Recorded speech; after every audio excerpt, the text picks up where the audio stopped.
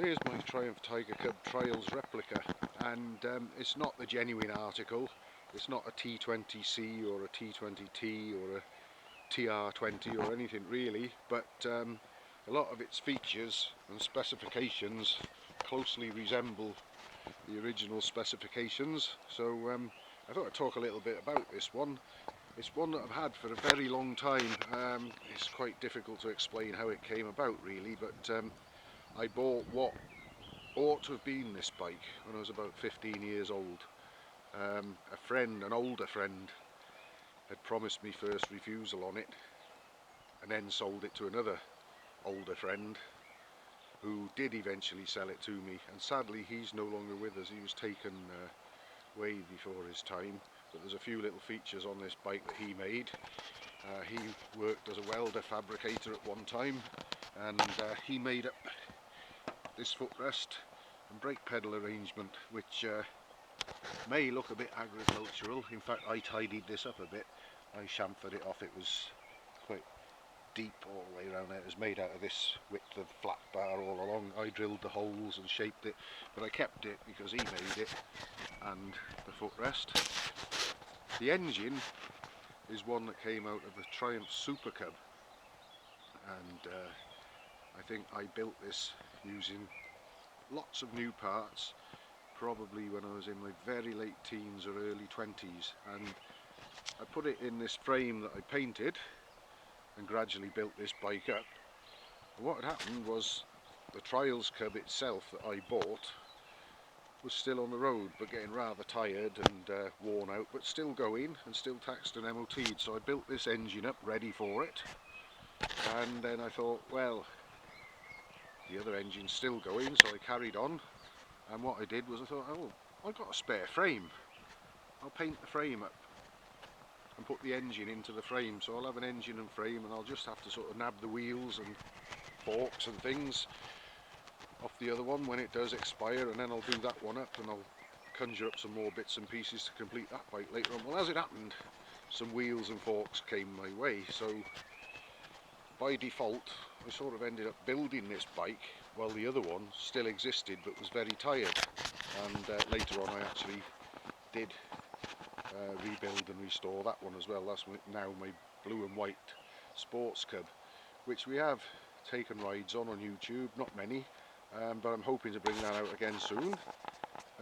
Anyway, this one here, when I rebuilt the engine, I managed to get hold of a brand new crankshaft and a cylinder barrel bored to +10 and put a new piston in it, new main bearings, new gearbox bearings.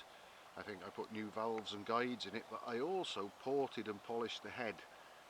And back then, perhaps I mistakenly did this, but I put valve springs in it, which I believe were either from a Triumph Trident or a BSA or Triumph Unit 250, but certainly they were a lot stronger than the standard Cub ones. I was sort of expecting that the engine might rev to about 9,000 as a youngster, but it's just got a standard camshaft in it and a 7:1 piston, but it's got the ported head, and it's put together. It was put together very carefully. But I also fitted the wide ratio Trials gearbox set of gears, which gives us 3 low and rather close ratios, and then a big jump into 4th gear, which is still a reasonable road gear even with the fairly large sprocket on the back there. And I got, luckily I didn't get too carried away with my catalogue correct specifications, which if I had, I would have fitted a 16 tooth gearbox sprocket. Luckily I fitted a 17, thank God, because to change a gearbox sprocket on these, you've got to take the engine out, take the head and the barrel off and split the crankcases to get at that. So it's not a 5-minute job at all, so I'm glad that 17's on there. I've got a 54 tooth rear sprocket. I'm considering going down to 52 or even 50 actually, just to sort of give it an easier time on the roads, because it is buzzing quite a bit by the time we hit 50, although it's getting about pretty well, I've got to say.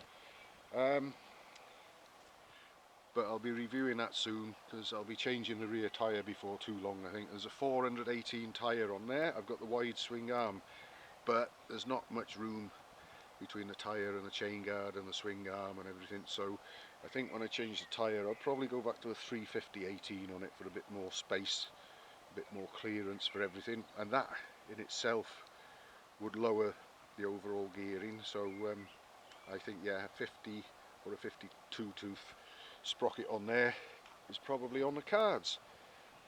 What else can I say about it? We've got 12-volt electrics, which have been the bugbear of this machine for 30 or 40 years or more probably, and I recently spoke about how I dealt with that, but we were getting a sort of snatching under load, especially when it was pulling hard or pulling uphill, and it would just feel as if I was stamping the rear brake randomly, and the engine would actually sort of hold back. Believe it or not, fitting a battery to what was the batteryless 12-volt system cured it.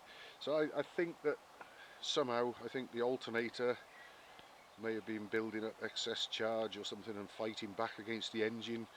It didn't appear to be causing any rogue sparks, but whatever. Fitting the battery has just cleared everything, no problem there anymore, and it's going really well. And finally it's an enjoyable bike, because that was the main reason why this bike was just stuffed in the corner of the shed for 20 or 30 years, to be honest. I had tried in the past to try and sort it out, but never quite managed to, and it's rather ironic that all I would have had to do was fit a battery. But here it is, my late engined Triumph Trials Cub Replica, and I'm certainly going to be making up for lost time with this now, and using it certainly locally around the lanes, because it's just a great little bike for that sort of experience. And I wouldn't want to ride it on a motorway or anything, but it's just perfect for all these local lanes that we got around here, and I'm going to be exploring them more and more and going further and further. I've got some great ideas in the pipeline for where we might be able to go and where we might be able to end up. So fingers crossed, we should be getting lots more adventures with this, what has become a great old little bike.